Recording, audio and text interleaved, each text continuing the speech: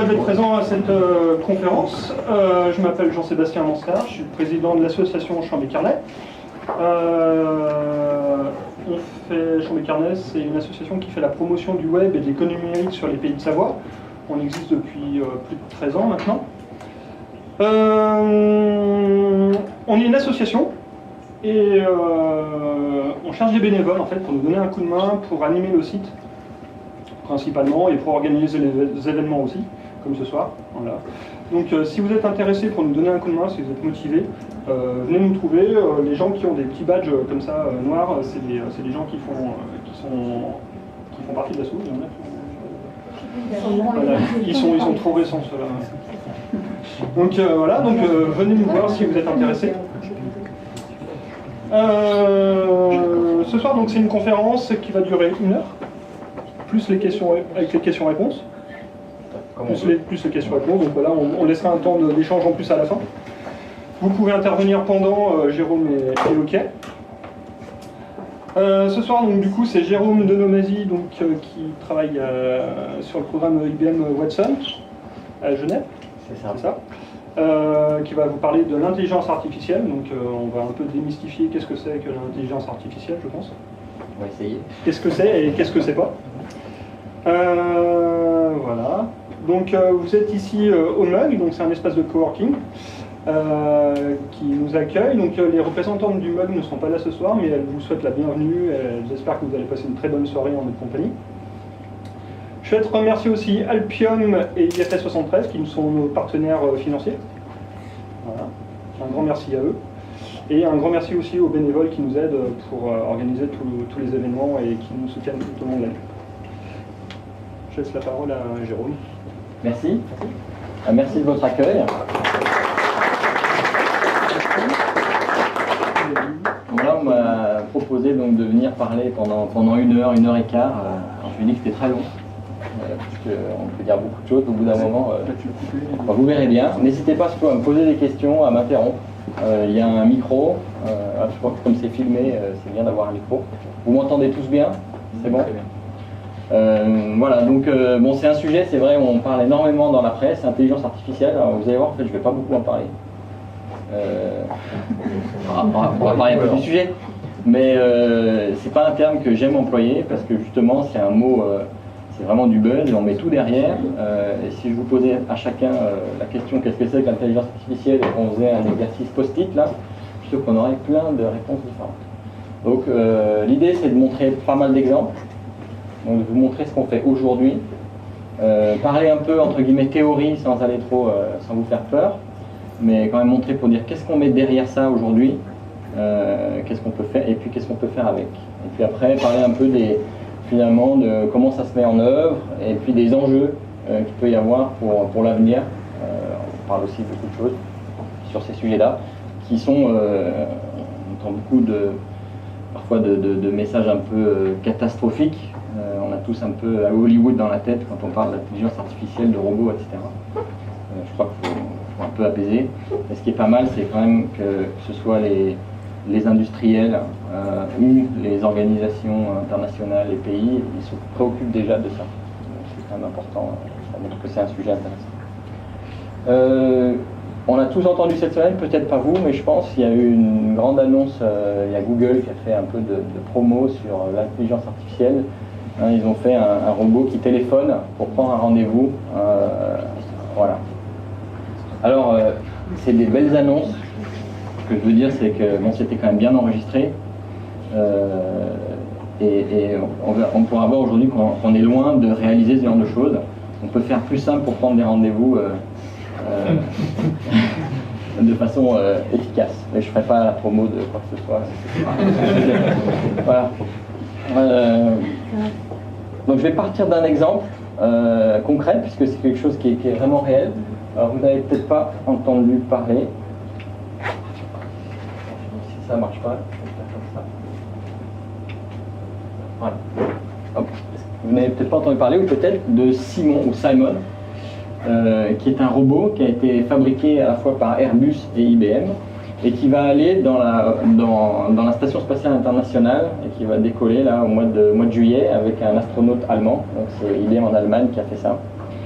Alors c'est intéressant à plusieurs choses. Alors c'est un robot parce qu'il va être capable de se déplacer dans la navette. Alors il n'y a pas de gravité, donc c'est quand même plus facile.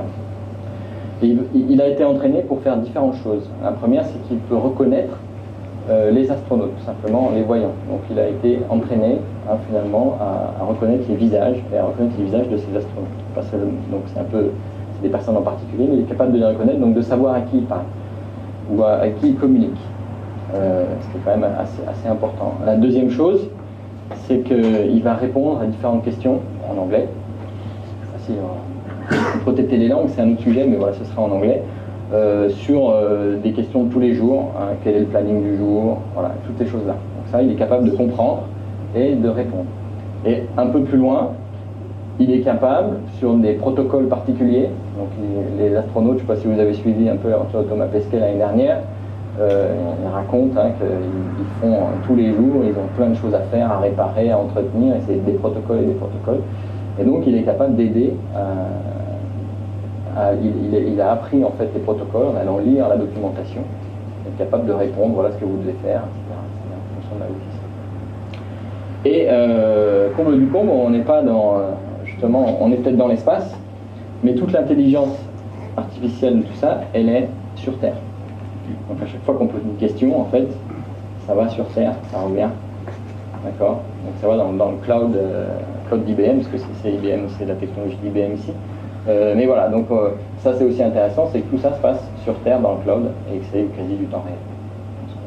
Là, l'ISS c'est pas très loin, on n'a pas non plus des années de délai pour ça. Aujourd'hui, c'est sûr que ces technologies, elles sont quasiment toutes dans le cloud, parce que ça demande des grosses puissances de calcul, et on verra un peu pourquoi.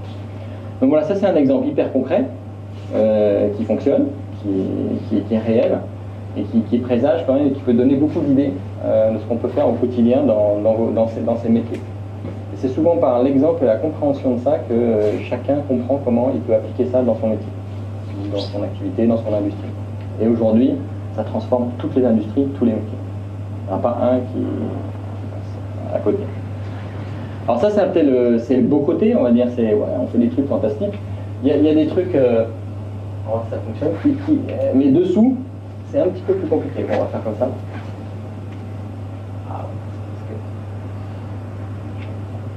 Dessous, c'est un petit peu plus compliqué.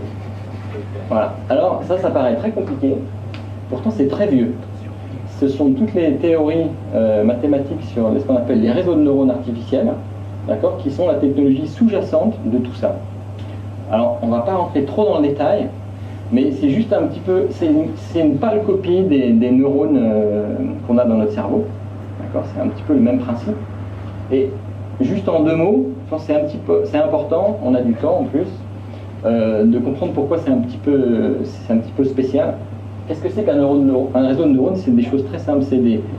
Un neurone, c'est quelque chose qui prend de l'information en entrée et qui décide finalement d'une information en sortie.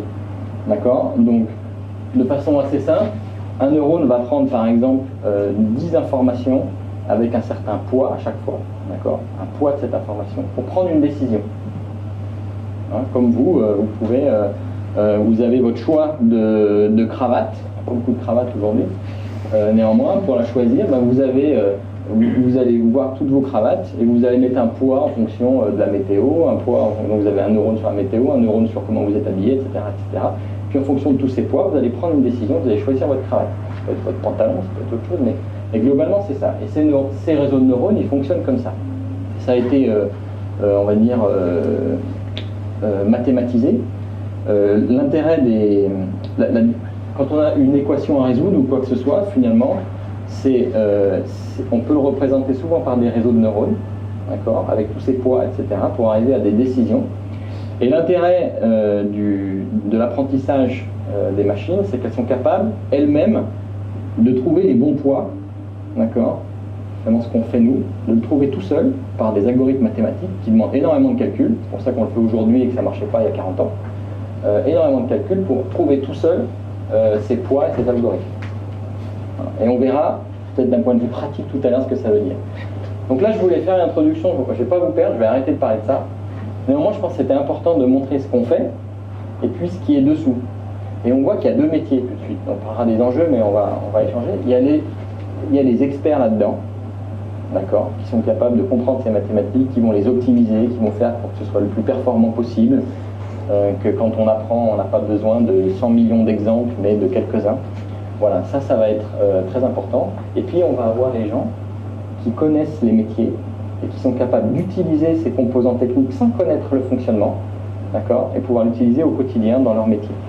Voilà. Donc on a vraiment ces deux métiers qui arrivent, ces deux métiers importants pour l'avenir, et c'est pas les mêmes compétences, et il y a du travail continu.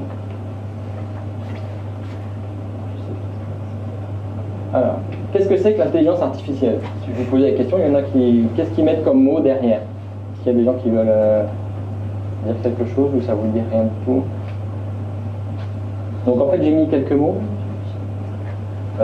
Souvent, on parle de robots. Un robot n'a pas forcément beaucoup d'intelligence artificielle, c'est un automate. On parle souvent des robots qui font le café, qui font la cuisine, qui font le ménage. Mais le ménage, il n'y a pas beaucoup d'intelligence artificielle. On parle de réseaux de neurones. On parle des chatbots, c'est très à la mode. D'accord. Il y en a qui n'ont pas du tout cette technologie. Et on va parler plus de ce qu'on appelle de technologies cognitives. Parce que finalement, c'est ça, dans le premier exemple que j'ai montré, on est proche des sciences cognitives. Alors, qu'est-ce que c'est que les sciences cognitives? Les sciences cognitives, c'est un peu notre manière humaine, à la fois de comprendre notre environnement, savoir comprendre les couleurs, les vidéos, les sons, avec nos 5 sens, finalement, c'est comprendre notre environnement. C'est être capable de raisonner autour de tout ça et de prendre des décisions, d'accord, et d'apprendre, de savoir comment est-ce qu'on enrichit tout ça. Voilà. Et ça, c'est ce qu'on met autour des sciences cognitives. Et comme on a mis ça dans du logiciel, l'intelligence artificielle, ça n'est que du logiciel, on parle de technologie ou d'informatique cognitive. Et on a pu le voir tout à l'heure, c'est un vrai changement technologique et un vrai, souvent en anglais on va dire de shift, de changement de paradigme au niveau de la technologie. Et on entre dans l'ère de la connaissance. Aujourd'hui on est dans l'ère de l'information encore. D'accord. Google nous offre, et les technologies d'aujourd'hui nous offrent l'accès à l'information. On a accès à l'information, elle est partout, on en crée en permanence. Mais quand on cherche quelque chose, on est rapidement perdu. Il y en a tellement, voilà, on n'a pas le temps, on n'a pas l'expertise, etc. Ces technologies nous permettent d'entrer dans l'ère de la connaissance, d'avoir des assistants, on va dire, qui vont connaître, on va leur poser des questions concrètes, et au lieu d'aller faire leur recherche, nous on va faire la recherche, l'analyse, la synthèse de tout ça, c'est eux qui vont le faire. Et ils vont le faire parce qu'ils ont été entraînés à le faire par des experts. Voilà. C'est pour ça qu'on parle d'ère de la connaissance. Et pourquoi c'est un changement? Parce qu'on estime, alors c'est vrai que on peut toujours faire plein de projections sur l'avenir, mais qu'on est dans ce type de changement. On apporte quelque chose de vraiment nouveau. Hein, et donc la connaissance, c'est l'informatique et les télécoms, c'est dans les années 70, avec les premières mises en réseau d'ordinateurs. L'ordinateur est arrivé un peu avant, mais les premières mises en réseau et finalement l'accès de l'information qui s'échange et qui se crée de plus en plus et qui se calcule de plus en plus vite. C'est aussi une raison, ça n'arrive pas maintenant par hasard, parce que tout à l'heure je vous disais que c'était des théories anciennes, des théories mathématiques qui sont derrière ça, elles ont 40, 50 ans, alors ça va, on a optimisé ça en termes mathématiques depuis une dizaine d'années, mais c'est très vieux.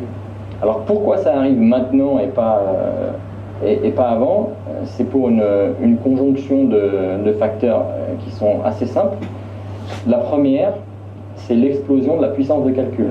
Vous avez peut-être entendu parler de ce qu'on appelle la loi de Moore, je ne vais pas revenir, mais c'est en gros que la puissance de calcul, tous les 18 mois, elle est multipliée par 2, pour le même prix et à la même taille.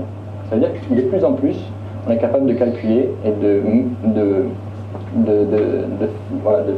faire ces calculs et ces processus automatisés de façon plus vite et moins chère. Et tout en plus est disponible soit sur un téléphone, ça c'est beaucoup plus puissant que les ordinateurs qui ont permis d'aller sur la Lune dans les années 60. Donc sur les téléphones ou dans le cloud. Aujourd'hui tout ça est disponible, on s'en rend même plus compte.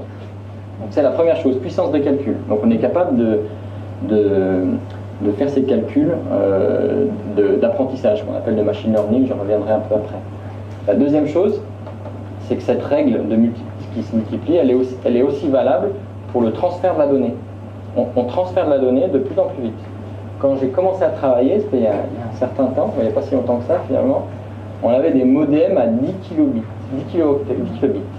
Aujourd'hui, on transfère à des centaines de mégabits ou gigabits, la 5G arrive, enfin, on transfère des vidéos en temps réel, etc. Le transfert, c'est plus vite. Et donc, comme on transfère, et donc on calcule, on transfère, et aussi on stocke des données de plus en plus facilement et massives, on génère énormément de données qui est accessible à ces systèmes de calcul. Et l'intelligence artificielle, ces technologies ont besoin de données et de puissance de calcul. Et donc c'est parce qu'on en est là aujourd'hui que ça devient accessible à tous, pour les entreprises, pour les particuliers. Voilà, c'est pas un hasard. Et comme ces courbes continuent, ça va continuer à croître et continuer à progresser. On n'arrive pas à quelque chose comme ça.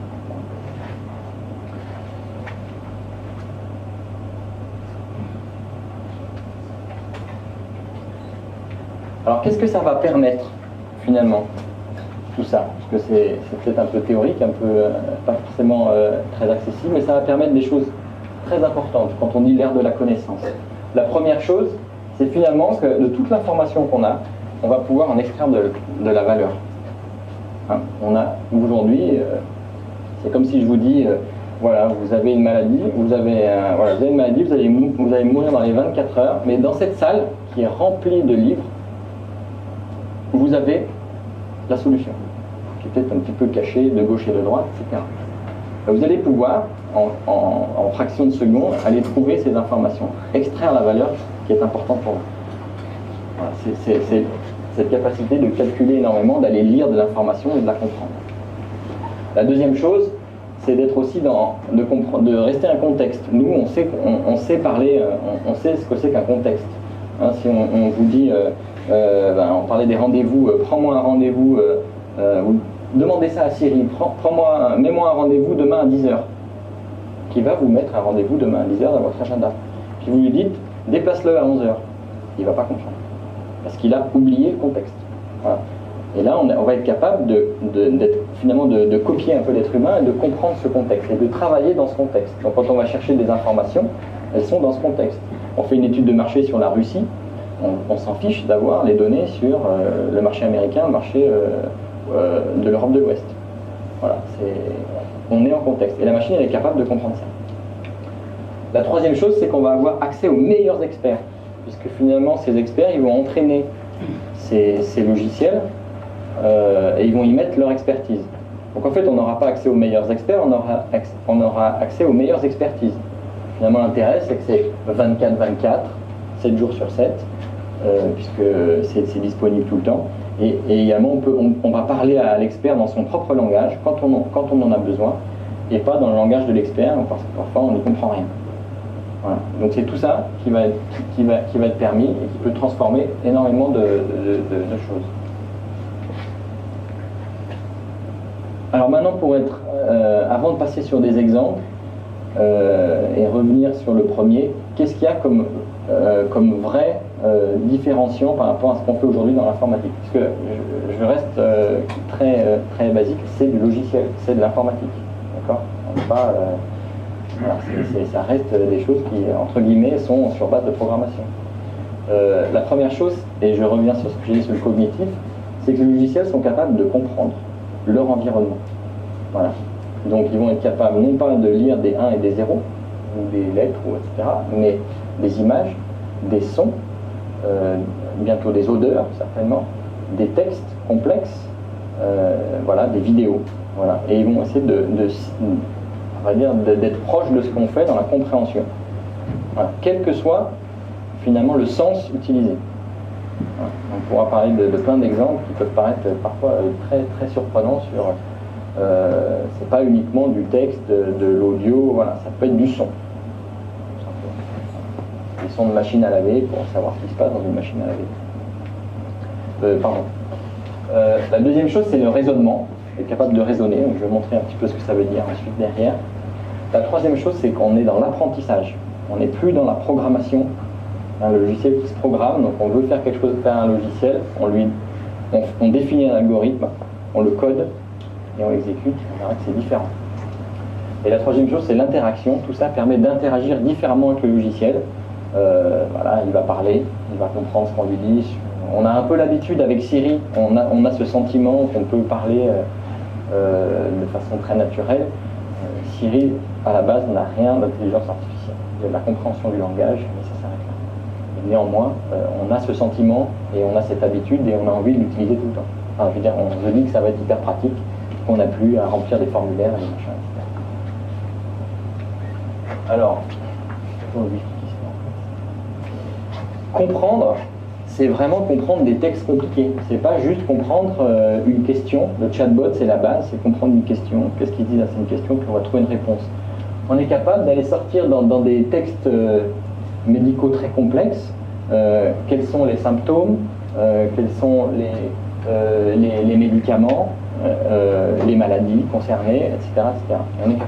On est vraiment capable de comprendre tout ça. Donc on n'est plus au niveau de la compréhension des mots, mais au niveau de concept. On a un niveau d'abstraction qui est au-delà du mot, du simple mot-clé. Quand on fait des recherches sur Google, on a d'ailleurs oublié souvent qu'on cherchait quelque chose, on transforme notre requête en mots et on va taper les mots sur Google. Alors on fait ce travail. En fait, il n'y a plus besoin, normalement. On va poser sa question, normalement, on est capable de comprendre l'ensemble et d'aller chercher de l'information et de répondre. Voilà. On est aussi capable de reconnaître des images. Donc le contrôle qualité, qui se fait énormément en visuel, aujourd'hui, les machines sont bien meilleures que l'humain. Dans le médical également, pour reconnaître, faire des analyses de tâches, pour savoir si c'est cancéreux ou pas, un dermatologue est à 70% de chance, de performance. D'accord. Une machine, en 3 mois d'entraînement, elle est à plus de 90%. Voilà, c'est pour montrer que on est bien meilleur sur ce genre de choses. Donc en termes de radiologie, on va vraiment évoluer sur ces métiers-là, parce que en termes visuels, la machine est bien meilleure que l'humain. Le raisonnement, c'est la capacité d'émettre des hypothèses, de les évaluer pour prendre une décision. Quand je parlais des cravates tout à l'heure, tout ce qu'on veut, ici c'est est-ce que je vais monter en ascenseur ou est-ce que je vais monter en escalier. Je mets 2 hypothèses, donc j'identifie des hypothèses, première chose. Deuxièmement, je vais les évaluer en fonction de ma connaissance du sujet et je vais prendre ma décision. Là, pour ne pas me faire engueuler par mon patron, parce que je vais arriver en retard et étouffé, je vais prendre l'ascension. Un petit peu simple, mais globalement c'est ça. Et aujourd'hui, voilà, le logiciel est capable de fonctionner comme ça. D'aller identifier des hypothèses, un maximum, de les évaluer très vite pour prendre une décision. Et surtout de dire pourquoi il a pris cette décision et quel est finalement son score de confiance. Est-ce qu'il est confiant ou pas de sa décision? C'est quand même important parce qu'on ne sait pas trop comment il fonctionne. Et ça, c'est l'apprentissage. Je parlais tout à l'heure de l'informatique traditionnelle. Je ne sais pas s'il y a des informaticiens parmi vous, j'ai cru qu'il y en avait quelques-uns en tout cas. On définit ce qu'on veut, on prend un langage, on le code, et puis on l'exécute. Ça marche pas, ça plante. On a tous connu un peu ça quand on est dans ce domaine-là. C'est globalement ça. L'intelligence artificielle, c'est différent. On va choisir un composant qui va vous aider et qui fait quelque chose. Donc, par exemple ici, un composant qui fait de la reconnaissance d'image. On a vu, c'était les métiers de gens qui calculent tous ces trucs-là et qui vous fabriquent ce composant, qui est capable de reconnaître des pommes, des portes, des yeux, des visages, tout ce qu'on veut. C'est toujours la même chose, mais il est fait pour reconnaître des images. Et vous allez l'entraîner en lui donnant des images de pommes. Et puis vous allez lui dire, ça c'est des pommes, c'est des pommes. Et puis il va être entraîné. Puis ensuite, quand vous allez lui donner une image, il va vous dire, c'est une pomme, à 84% de chance, et il va vous dire pourquoi. Il va être capable de vous dire pourquoi. Par contre, si vous lui donnez une pomme et puis qu'il vous dit c'est 12%, ça veut dire qu'il est mal entraîné, a priori. Et vous ne pouvez pas aller, comme dans l'informatique traditionnelle, aller ouvrir là-dedans, là, et puis changer le voilà, c'est quand je ne vais pas ouvrir votre cerveau pour changer les connexions des neurones. Vous allez lui réapprendre. Vous allez comme un enfant, vous allez lui réapprendre parce qu'il n'a pas compris quelque chose. C'est pareil avec ces techniques, donc c'est une manière différente de travailler, et parfois c'est un petit peu délicat, parce qu'on n'arrive pas, et on ne comprend pas pourquoi on n'arrive pas à obtenir le résultat qu'on veut. Peut-être parfois parce que ça c'est pas bon, c'est pas assez bon, ou parce que le matériel d'entraînement est mauvais, ou les experts qui entraînent ne sont pas bons. Voilà, c'est encore une fois, mais c'est pas, on ne peut pas aller dire comme avant, bah tiens, change-moi ça, en fait c'est l'algorithme qui est mauvais, voilà. Donc concrètement, c'est un exemple simple si vous devez reconnaître des chiffres écrits à la main. Aujourd'hui, enfin, c'est quelque chose qui se fait pour les informaticiens, il faut 50 lignes de code pour faire un programme d'intelligence avec de l'intelligence artificielle qui fait ça, qui est capable de reconnaître des images de chiffres. C'est très simple, voilà. Parce que bon, les libraires mathématiques sont assez simples, etc. Ce que vous allez faire, il vous faut du matériel. Donc, le matériel, c'est quoi? C'est des exemples. Des exemples, c'est, voilà, il y a des bases de données, 50 000 images. Voilà. Les images, c'est 28 pixels par 28 pixels. Vous voyez, 28 points par 28 points, avec un niveau de gris entre 0 et 1, on va dire. Hein. Soit c'est tout blanc, soit c'est noir. Voilà. Ça, c'est votre base, c'est ces images-là qui sont prises, hein, qui sont scannées, tout simplement. Et ces bases, elles sont publiques, il y a des bases publiques pour faire ça. Après, vous allez prendre un truc comme ça, un peu compliqué, mais c'est pour faire... vous allez avoir chaque pixel qui va rentrer là-dedans, d'accord? Donc ça fait 784. Le calcul est déjà fait, c'est facile. Mais ce que vous voulez, c'est... On va faire une couche intermédiaire, et puis là, vous voulez finalement 10 sorties, et puis un score pour savoir si c'est le 0, si c'est le 1, si c'est le 2, si c'est le 3, si c'est le 4, si c'est le 5. Et ce qu'il faut, c'est que, comme ici on a des poids, des trucs comme ça, il faut trouver la formule mathématique qui va résoudre ça. D'accord? C'est vraiment la formule mathématique. Et l'intérêt de ces algorithmes, en fait, ça se modélise d'un point de vue mathématique, c'est pas très compliqué. Maintenant, ça demande beaucoup de calculs. Vous voyez, il y a 784 entrées, machin, etc. Ça fait énormément de données possibles. Et il faut trouver ce qui optimise ça. Eh ben, on va donner 50 000 exemples. C'est-à-dire pour chaque exemple, on connaît l'entrée et on connaît la sortie de ça. D'accord? Puisqu'on sait, ça s'appelle c'est supervisé. Ça, on dit que c'est un 5, ça c'est un 0, c'est un 4. Donc on connaît la sortie. Donc on va donner tout ça au composant et il va fabriquer, il va trouver tout seul, finalement, la formule mathématique qui résout ça. Voilà, ça c'est la base, mais c'est très important, ce n'est que de la mathématique.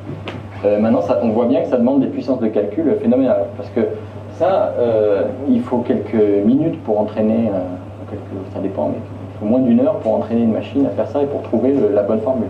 C'est assez rapide. Il y a 30 ans, il vous fallait un siècle. Voilà, c'était pas possible. Et puis ensuite, on arrive à un taux de résultat qui est quand même assez bon.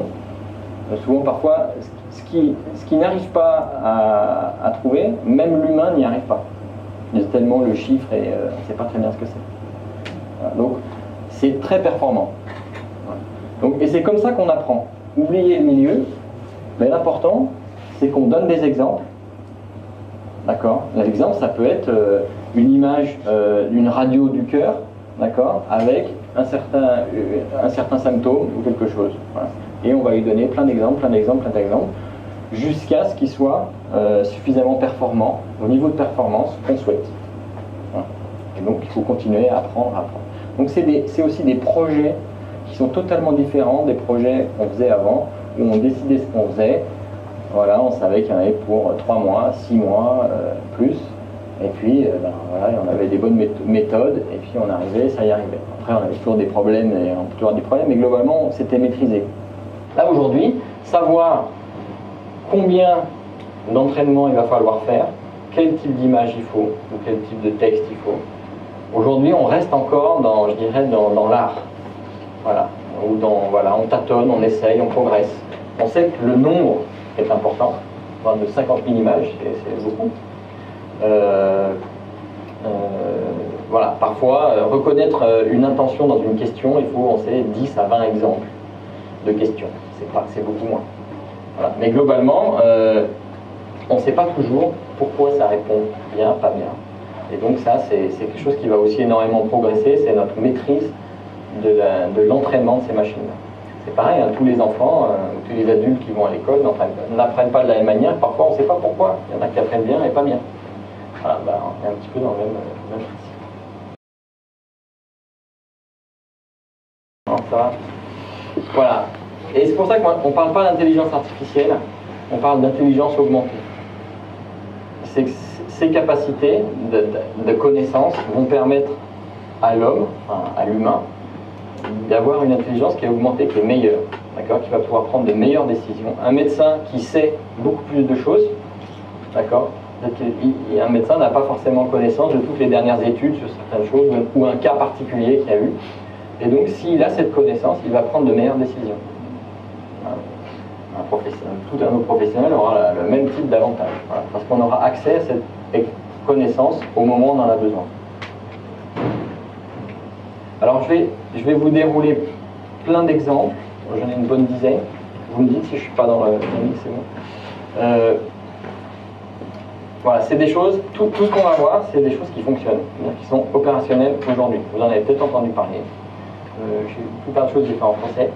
Voilà, pour vous expliquer un peu ce qu'on fait aujourd'hui, parce que je pense qu'il y a la théorie, puis ce qui est bien, c'est de voir ce qui se fait concrètement aujourd'hui, et que vous pouvez d'ailleurs faire dans vos entreprises ou dans vos métiers aujourd'hui. C'est pas que des très grosses boîtes. Alors la première, c'est une très grosse entreprise, c'est Orange qui a créé Orange Bank. Vous avez sûrement entendu parler, c'est quelque chose qui a été ouvert en novembre l'année dernière. Et donc ils ont un agent virtuel qui répond aux questions des clients. Voilà. Et donc ça, c'est ce qui se fait le plus aujourd'hui, parce que c'est le plus accessible. Ce qu'on appelle le chatbot, peut-être plus ou moins intelligent, plus ou moins évolué, qui répond à plus ou moins de questions. Et voilà, ils ont fait ça. Ils avaient énormément de matériel pour entraîner, puisqu'ils ont racheté, en fait, c'était Groupama Bank, qui avait un chat d'entreprise, enfin, qui avait un chat pour les clients. Donc, tout ce que disaient les clients, ils ont pu l'utiliser pour entraîner leur robot. Voilà. Ça, c'est un exemple, c'est une grosse année de projet. Mais bon, le spectre est très large. Voilà. La deuxième exemple complètement différent, la fin du manuel chez Mercedes. Alors, je crois que maintenant, on a fait aussi ça chez Volvo, enfin, une autre marque. Donc il n'y a plus de manuel, on a son téléphone, on a une application, on peut poser des questions en langage naturel, comment je dois changer mon pneu, comment je dois faire ci, etc.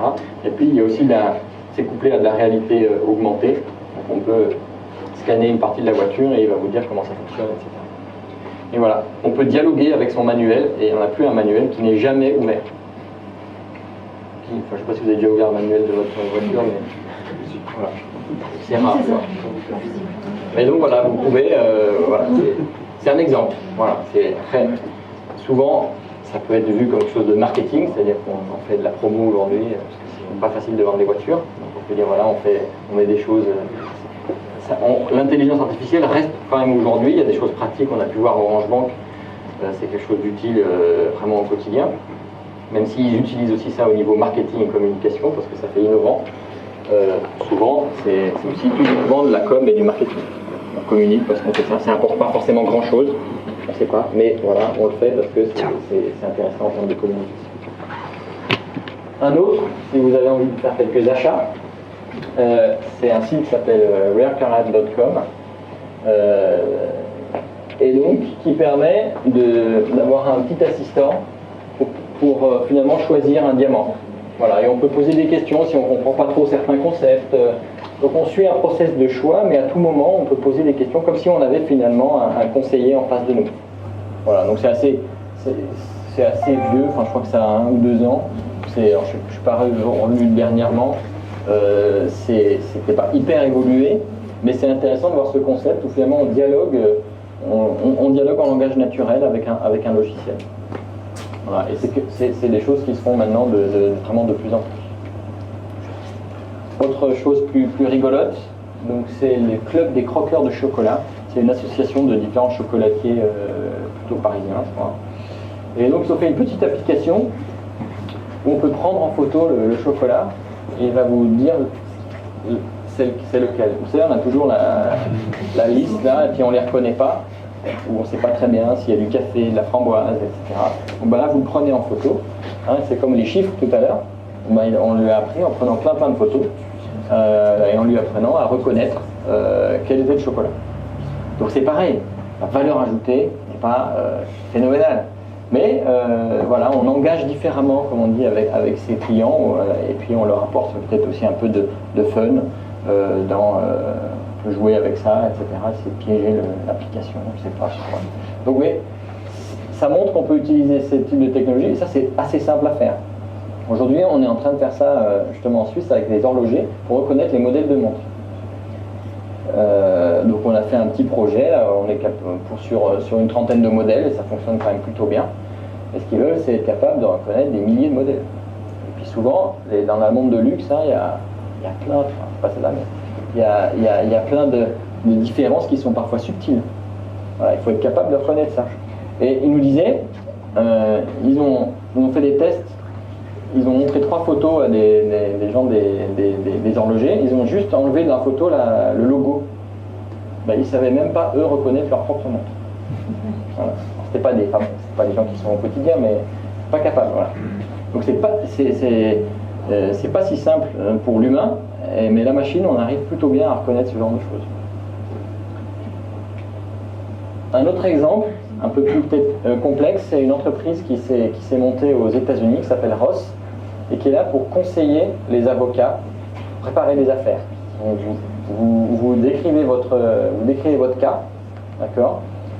Et le système va comprendre votre cas, la problématique, il va modéliser le cas et être capable d'aller retrouver dans la jurisprudence ou dans différents documents réglementaires ou législatifs des cas similaires. Alors, il y a beaucoup de jurisprudence aux États-Unis, c'est très important pour préparer. Donc voilà, c'est l'idée d'avoir finalement un conseiller qui a accès à toute l'information et à la connaissance pour vous donner, dans votre contexte, dans votre cas, finalement, les informations pertinentes. C'est plus compliqué que le chocolat. Hein, ça, parce qu'en fait, il faut modéliser, d'un point de vue conceptuel et sémantique, un cas judiciaire. Voilà, comme on verra dans la médecine, etc. Et c'est là où la difficulté elle est, c'est comment on arrive à conceptualiser ça et à le modéliser. Et puis ensuite, on va apprendre à la machine, dans un document, à finalement retrouver les différents concepts, les liens entre eux, pour pouvoir dire un cas, ben voilà, un cas, il y a une victime, il y a ça, etc. Et de pouvoir avoir ces modélisations pour ensuite pouvoir dire, ben ça c'est proche de ça. Voilà. Donc on a de l'information qui est non structurée, c'est des textes, vraiment du texte, et puis on va le conceptualiser, on va en faire des informations structurées, il y a une victime, il y a un nom, il y a un cas particulier, il y a un type de délit, voilà. Ça on va pouvoir le comparer, parce que l'informatique après elle est très bonne quand on a des données structurées. On a tous fait de l'Excel, c'est très bon pour ça, pour comparer les choses qui sont bien dans les cases. Ça, on l'utilise après à l'informatique traditionnelle.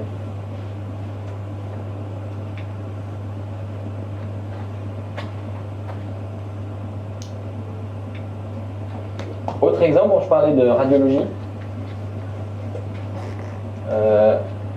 Donc voilà, c'est vraiment des choses sur lesquelles on investit énormément.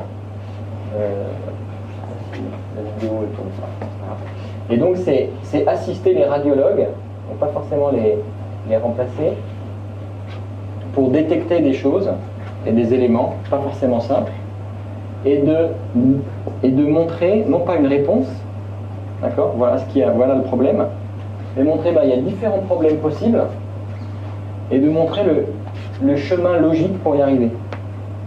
Voilà. Donc là on a finalement différentes hypothèses, et puis on va avoir différents chemins, et puis on va arriver finalement avec toutes ces hypothèses à ça. Alors pourquoi on fait ça? On pourrait très bien donner la réponse. Hein. Mais les médecins n'aiment pas du tout. Voilà. Et c'est pour ça qu'on fait ça avec eux, parce qu'on fait des choses qu'ils vont utiliser. Et pas justement quelque chose qui paraît important, c'est que il y ait de l'adoption, que ce soit utilisé, sinon ça ne marche pas. Donc on fait ce genre de choses avec eux. Et c'est important parce que ensuite ils vont pouvoir, eux, avec leur propre logique et leur propre expertise, finalement, peut-être ne pas suivre la décision, parce qu'ils auront d'autres informations que la machine n'a pas, mais ça leur donne confiance dans leur logique d'analyse et de diagnostic. Voilà. Et donc, c'est une représentation comme une autre, hein, mais voilà, c'est fait avec eux et c'est ça, et ils risquent d'utiliser vraiment ce genre de choses. On parlait tout à l'heure, alors je reste dans la médecine, on parlait des cas judiciaires. Ici, on est dans l'aide à proposer des traitements pour des gens qui sont diagnostiqués avec des cancers. Donc aujourd'hui, on travaille, je crois qu'il y a 3-4 ans, on avait 7 types de cancers, on en a peut-être une quinzaine. À chaque fois, c'est toujours différent. Et l'idée, c'est qu'on a quelqu'un qui est diagnostiqué, donc qui a eu des examens, qui a des données médicales qui sont très, très claires. Et on va être capable de proposer des traitements, toujours avec un score de confiance. D'accord ? Et ce qui est très important, c'est la justification pour le médecin, encore une fois. Donc c'est aller dans la littérature médicale et à chaque fois de lui montrer l'étude qui va bien. D'accord ? Donc il y a des centaines de milliers d'articles dans ce genre de choses. L'étude qui va bien pour justifier pourquoi le système a confiance dans ce traitement et pas dans celui-là. Donc là, c'est même encore plus compliqué à comprendre que des documents juridiques. Et pourquoi on travaille sur le cancer ? C'est parce que c'est là où c'est le plus compliqué. Une fois que ça c'est fait, on a vu tout le corps humain, plein d'éléments différents, etc. C'est très complexe. Donc c'est pour ça que c'était quelque chose de prioritaire. Et puis il y a des vrais enjeux économiques sur les bons traitements à donner, et puis des enjeux de santé également, parce qu'aujourd'hui il y a des gros progrès aussi sur ces traitements-là. Et ça c'est quelque chose qui est opérationnel. Aujourd'hui c'est dans des hôpitaux, enfin, c'est pas du test ou quoi que ce soit. Voilà. Il y a même des pays, un petit pays, qui ont décidé de mettre ça. C'est le pays qui a payé ça pour l'ensemble de ces hôpitaux. Et donc ça va être généralisé dans un pays. Donc voilà, on n'est pas dans du balbutiement ou ce genre de choses. On travaille là-dessus depuis au moins 5 ans. Donc je fais une petite parenthèse. Je ne sais pas si vous avez tous entendu parler d'IBM Watson ou jamais. Voilà. Est-ce que vous savez, la première fois, vous savez quand est-ce que ça a été? C'est 2011. Non, alors Kasparov, c'est Big Blue. C'était en 88 et c'était des échecs. Voilà. Et en 2011, alors c'était ce qu'on a vu comme calcul, mais massivement, on était capable de tout calculer, tous les coûts, etc. Et puis d'apprendre également pendant qu'on jouait. Watson, ça a été démontré en 2011 dans un jeu qui s'appelle Jeopardy aux États-Unis. Donc c'est question pour un champion. Vous avez une sorte de réponse et puis il faut trouver la question. Alors on vous montre déjà les réponses, vous ne comprenez pas. C'est très difficile de comprendre. Et les bons, en 2-3 secondes, ils sont capables de répondre. Donc il fait que la machine elle soit capable de comprendre ce genre de texte et d'aller trouver la réponse le plus vite possible. Donc c'était 2 à 3 secondes, le temps moyen. Et surtout, si on n'a pas confiance dans la réponse, il ne faut pas répondre parce qu'on perd l'argent qui est en jeu. Donc il y a un montant, $500, $1000. Si on répond en premier et qu'on répond mal, on perd la cagnotte. Voilà. Et après, ça a duré quand même, au début il a perdu, on a joué contre les 2 meilleurs joueurs des États-Unis. Celui qui a gagné le plus de parties, celui qui a gagné le plus d'argent. Voilà. Au début il perdait. Et puis après 6 mois, il a gagné contre les joueurs. Voilà, il y a eu plusieurs parties, etc. Mais l'ordinateur, il n'était pas connecté à Internet. C'était interdit, on n'a pas le droit les joueurs ne sont pas connectés à Internet. Donc il avait été entraîné sur l'ensemble de Wikipédia, il était capable d'aller voir ça. Et il répondait à des questions en des vitesses, c'est assez phénoménal. Alors c'était une grosse machine, évidemment, c'était de la démonstration. Mais quand les médecins ont vu ça, ils se sont dit c'est exactement ce qu'il nous faut, être capable d'aller comprendre de l'information, le lire et avoir un score de confiance. Dans la médecine, c'est important la confiance. Finalement, la réponse n'est pas très importante, même si pour le patient, à la fin, c'est pas important, mais c'est comment on justifie la décision qu'on prend. Et c'est exactement pareil dans la banque, on travaille beaucoup dans le réglementaire bancaire, il y a beaucoup de réglementation, c'est très complexe, ça évolue beaucoup. L'important quand on fait des audits, ce genre de choses, c'est pas la bonne réponse, c'est pourquoi il y a une réponse, dans un sens ou dans l'autre. Et ça permet vraiment ça. Après, j'en ai en... Désolé, les pages sont en anglais. Mais là, on va plus être dans vraiment la partie machine learning, le côté, et donc dans l'informatique. Aujourd'hui, il y a de plus en plus d'informatique, c'est quand même très complexe. Et le problème, c'est les pannes. Les pannes et les tickets, on va dire les incidents qui sont ouverts par les utilisateurs, etc. Et aujourd'hui, par contre, on a énormément de données. Tous ces ordinateurs, ils produisent beaucoup d'informations. Ça s'appelle des logs, hein, plein d'informations, pas forcément toujours très intéressantes. Mais on est capable de prendre toute cette information et d'essayer de trouver, de détecter finalement des pannes à venir. Donc on va trouver il va y avoir des petites informations qui peuvent être cachées un peu partout, mais c'est des modèles en fait, hein, et quand ils se reproduisent, on sait que dans 3 heures, il y aura une panne. Le serveur, machin, il va planter, ça va s'arrêter, etc. Et on peut le détecter, voilà, 4 heures à l'avance. C'est pas mal quand même, hein, de pouvoir détecter les pannes à l'avance. Alors ça se fait on l'a fait dans l'informatique, comme je parlais de machines à laver. On travaille avec Whirlpool aujourd'hui. Et donc ils ont plein de capteurs dans leur machine, d'accord. Mais le problème c'est qu'ils étaient inutilisés. Et quand est-ce que vous appelez Whirlpool ou votre fabricant de machine à laver? Quand c'est en panne. Donc c'est toujours une expérience très négative. Donc ils disaient on va changer ça. Donc ils ont mis une carte Wi-Fi dans leur lave-linge, d'accord, et ils remontent en permanence les données du lave-linge ou du lave-vaisselle, etc. Et avec toutes ces années, on est capable de prédire des pannes. Et donc, Whirlpool appelle le client et leur dit il faut qu'on vienne, on va changer ça. Ça change la relation que vous avez avec votre fabricant de lave-linge ou de lave-vaisselle, puisqu'il vous aide et vous n'avez plus de panne. Voilà, donc on change quand même vraiment des manières de fonctionner avec ce genre de technologie. Et l'autre chose, c'est en anglais, mais c'est un client français, vous avez peut-être entendu parler, donc c'est le Crédit Mutuel, où on a fait 3 applications, ça a duré une année, pour les conseillers bancaires, donc 20 000 conseillers bancaires.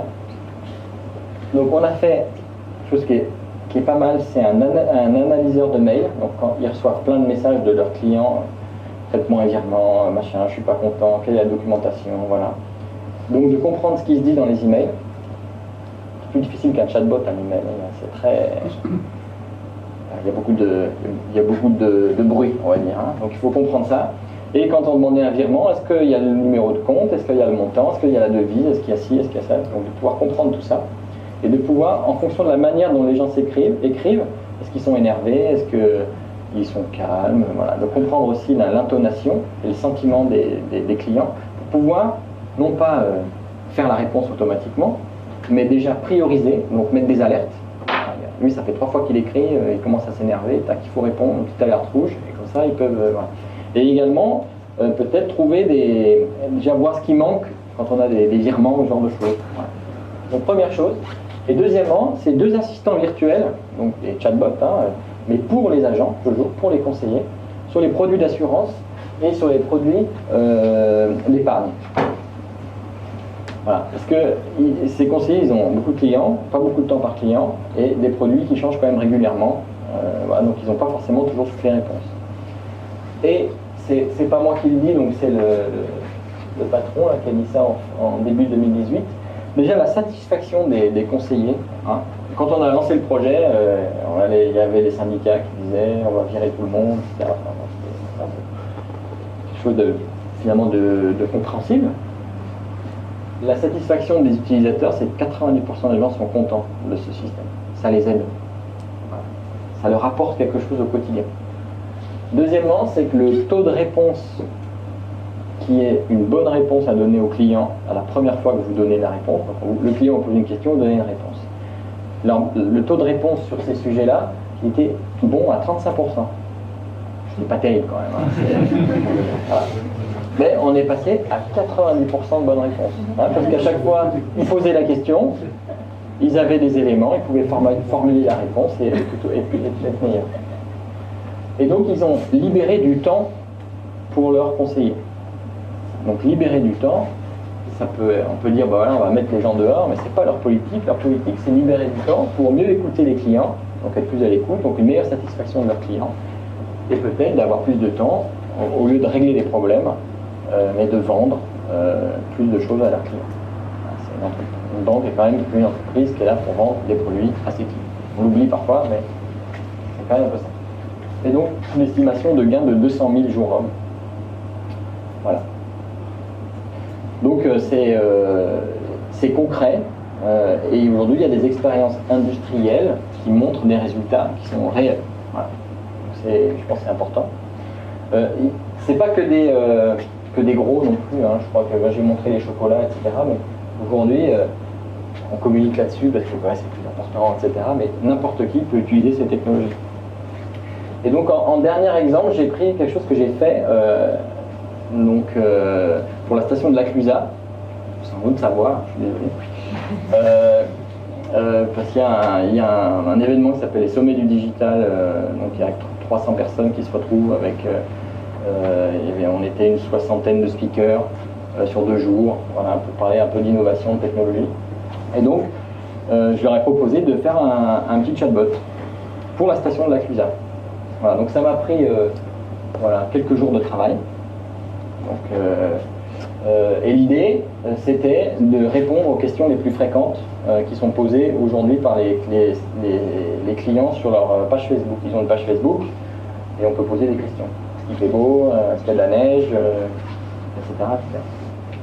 Donc concrètement, on a pris, j'étais un peu obligé, la technologie Watson pour faire ça.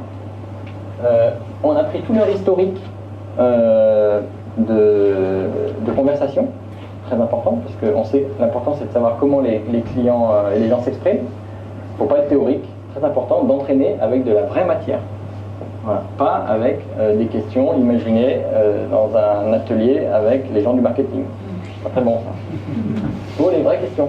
Donc on a pris les vraies questions et de là on est sorti un petit peu avec les éléments clés. Donc on a trouvé les intentions. Voilà. Donc qu'est-ce que les gens posent comme question. Donc là voilà. Ça c'est vraiment du vrai, c'est vraiment des vraies questions. Donc, vous voyez, c'est BJR. Hein. Il y a des fautes, il y a des abréviations, etc.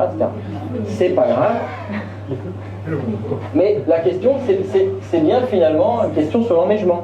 D'accord? Ce qu'il veut savoir, c'est quel est l'enneigement. Donc, on a mis ça, on lui a dit, voilà, ces questions, ça a un rapport avec l'enneigement. Et donc, il y avait 19 exemples sur l'enneigement, et puis on avait l'enneigement, la météo, on avait différentes choses, les restaurants, etc., etc.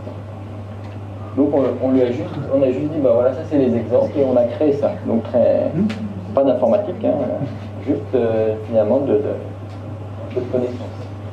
Et puis ensuite, donc on a créé ce chatbot. Donc c'est ce petit moteur qui apprend et qui comprend finalement ces questions, les éléments qu'il peut y avoir, et puis qui va gérer un dialogue et puis fournir des réponses. On l'a connecté aussi.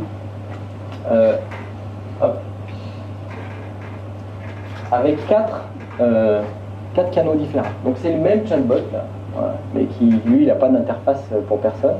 Et il était disponible sur Facebook. Donc sur la page Facebook, vous pouvez poser des questions. Vous pouviez tweeter, là vous pouvez encore, je crois que ça marche encore. Vous pouvez tweeter et il vous répond. Vous pouviez aller sur un site internet. Et pareil, vous pouviez poser des questions de la même manière. Mais c'est la même chose. Et on l'a même fait sur Google Home.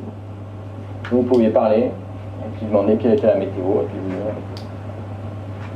parce que c'est bien, le canal n'a aucune importance, hein, finalement. Il peut avoir une certaine importance, mais globalement.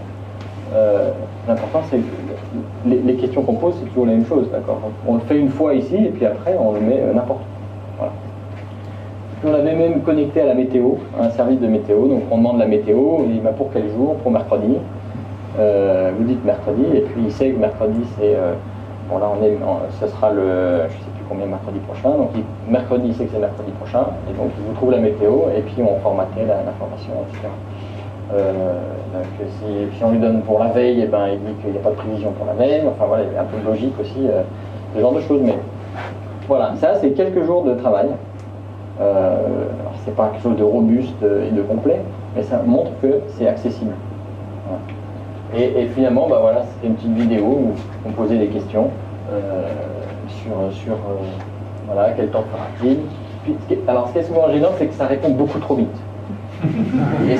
Et non, mais c'est vrai, c'est des pratiques, c'est-à-dire, Si on en met trop et que ça va trop vite, la personne elle est perdue. Donc, en fait, ce qu'on fait après c'est de la pratique, c'est on écrit en plusieurs fois. Voilà, on communique, on fait une phrase, puis on attend 3 secondes, on en met une deuxième et une troisième, parce que sinon on perd les gens.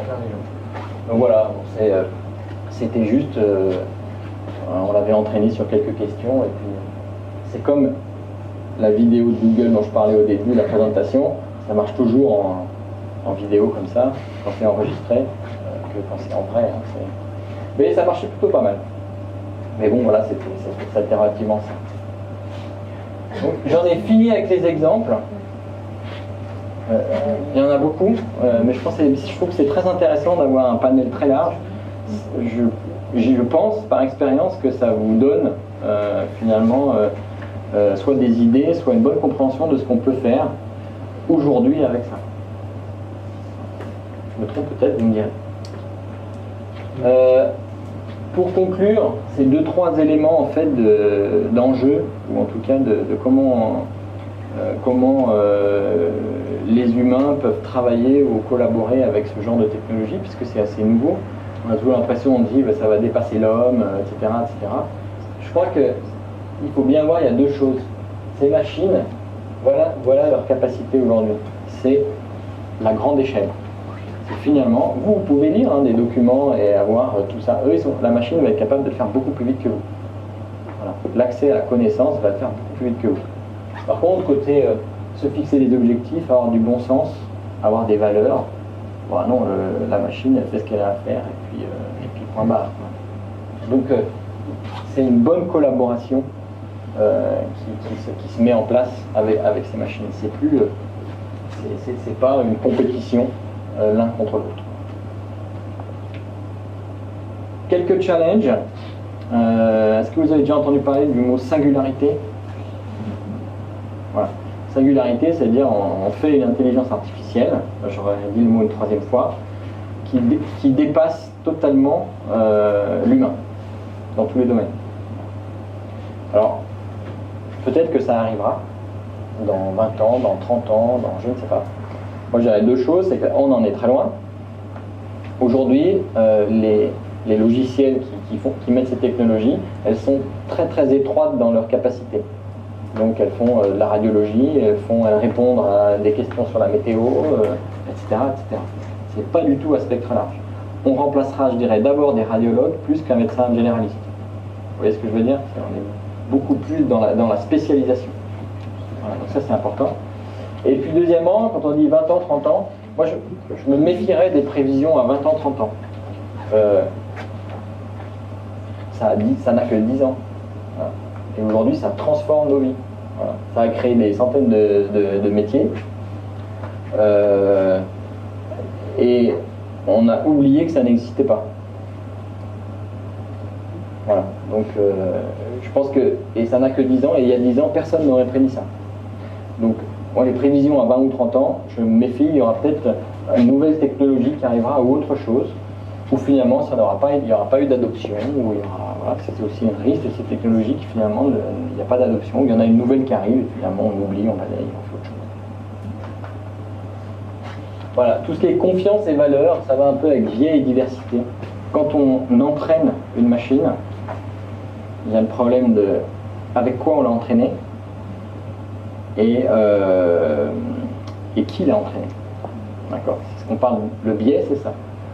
Il y a eu des exemples de logiciels de reconnaissance faciale qui marchent beaucoup mieux avec les blancs et les hispanophones qu'avec les noirs. Parce que dans les photos qu'ils ont prises, c'était avec des blancs et des hispaniques. C'est un biais. D'accord?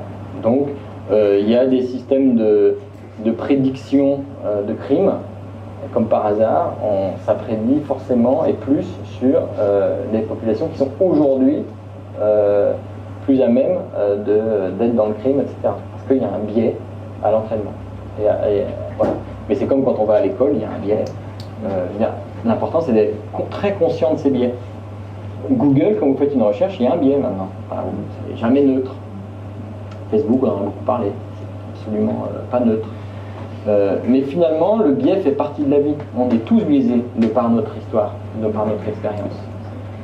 Et justement, au sommet du digital, il y a eu plein de gens qui disaient c'est génial, les micro-influenceurs. Vous avez sûrement entendu parler des micro-influenceurs, hein, c'est des gens qui, sur une niche, font des blogs, etc. Et finalement, ils influencent le marché, mais sur quelque chose de très particulier. On disait c'est génial. Mais on disait, ouais, les algorithmes, c'est biaisé et tout. C'est exactement la même chose. Un micro-influenceur, c'est quelqu'un qui biaise l'information il a juste de l'audience. Donc l'important, c'est de comprendre et de savoir qu'il y a ce problème de biais. Et donc, quand on a accès à une information, ou on reçoit quelque chose, il faut toujours poser la question d'où ça vient, qui l'a fait, etc. Hein, c'est des fake news, c'est exactement ça. C'est finalement, quelqu'un propage de l'information et personne ne vérifie. Voilà. Nous, on ne vérifie pas qui a écrit ça, mais si on se rend compte entre guillemets, du pédigré de la personne qui a écrit cet article, on se rend compte que totalement biaisé. Bon, voilà, un algorithme est pareil. Voilà. C'est pas plus nouveau. Mais par contre, c'est vrai que comme l'algorithme est plus transparent, enfin plus insidieux, ou en tout cas moins visible, on a plus de crainte, parce qu'on se dit, il n'y a pas de raison qu'il y en ait. Alors que c'est très biaisé. Problématique d'emploi, c'est un peu l'exemple que je donnais sur le téléphone mobile. Oui, ça va transformer des emplois. Je pense que ça va en créer beaucoup, des nouveaux. Aujourd'hui, par exemple, on dit qu'il faut des talents journalistiques, ou en tout cas d'écrivains, pour les chatbots. Parce qu'il faut bien écrire. La manière dont le chatbot va répondre, il faut qu'il y ait une personnalité, il faut qu'il y ait quelque chose, et c'est un talent. Voilà, c'est un vrai talent. Écrire quelque chose de neutre, les gens, ça les intéresse pas, etc. Donc c'est un nouveau métier, par exemple, ou les data scientists qui vont nous faire tous ces calculs, c'est aussi des nouveaux métiers. Et il y aura plein de nouveaux métiers. Et il faut faire attention, je pense, au fait qu'on dit que les métiers vont disparaître avec la technologie. Si on regarde dans les pays occidentaux, je crois qu'il y avait environ 250 métiers types il y a 50 ans. Je crois qu'il y en a 1 ou 2% qui ont disparu pour cause d'obsolescence à cause de la technologie. Et ceux qui ont disparu, c'est parce qu'on les fait ailleurs. Mais c'est pas parce que la technologie a remplacé complètement le métier. Voilà. Donc, je dis oui, il va y avoir des changements. Maintenant, à quel rythme, et quel impact? Moi, je pense qu'on s'adapte toujours à trouver à des nouveaux métiers, et ça va vraiment continuer. On aura peut-être d'ailleurs plus de relocalisation de métiers, parce que pour entraîner, par exemple, un chatbot de service client, il faut connaître là où on est. D'accord? Donc on va avoir des gens qui vont surveiller ça, qui vont entraîner ces chatbots, mais on n'aura plus ces call centers peut-être loin à l'étranger qui répondent sur des scripts, etc. Et on aura des gens plus locaux, qui connaissent le milieu dans lequel ils sont. Et la protection des données, alors c'est à la mode en ce moment, avec le RGPD, quand on dit. C'est un sujet, l'intelligence artificielle n'est pas plus un sujet sur la protection des données que tout autre sujet. Simplement, c'est plus quand vous êtes une entreprise, si vous voulez fabriquer de l'intelligence artificielle, il faut, des solutions comme ça, vous devez apporter des données, donc c'est un peu votre capital, et votre expertise. Maintenant, il faut savoir à qui appartient ce qui va être fait. Donc ça, c'est très important dans la relation que vous allez avoir votre fournisseur technologique sur ces sujets-là, de savoir à qui appartient ce que vous allez fabriquer. Aujourd'hui, c'est un des vrais enjeux, par exemple avec Google, qui prend tout. Voilà. Ou Facebook, aujourd'hui Facebook, quand vous utilisez Facebook, vous perdez la propriété intellectuelle de vos photos ou de vos textes. C'est un modèle économique très particulier. C'est gratuit, vous êtes le produit. Donc on prend vos données et on fait ce qu'on veut avec. Voilà. Donc après, il y a d'autres fournisseurs technologiques qui fonctionnent différemment. Donc voilà, je pense que les plus traditionnels, je dirais que ce soit IBM ou Microsoft, on n'est pas dans le monde de la donnée et du grand public comme peut l'être Google ou Facebook. Et donc on a une culture plus entreprise pour entreprise, B2B, d'accord, qui fait qu'on est plus dans ce mode de protection de la propriété intellectuelle. Mais après, c'est des choix qui restent à faire. Mais c'est très important, voilà, si vous, dans votre entreprise, vous mettez en place des systèmes et vous utilisez vos données pour fabriquer des nouvelles compétences ou des capacités technologiques, de savoir à qui ça appartient. Est-ce que vos données, quand vous les mettez là-dedans, est-ce que, hop, c'est peut-être encore les vôtres, mais en fait vous les avez aussi données, et puis n'importe qui peut, enfin, les fournisseurs peuvent faire ce qu'ils veulent avec.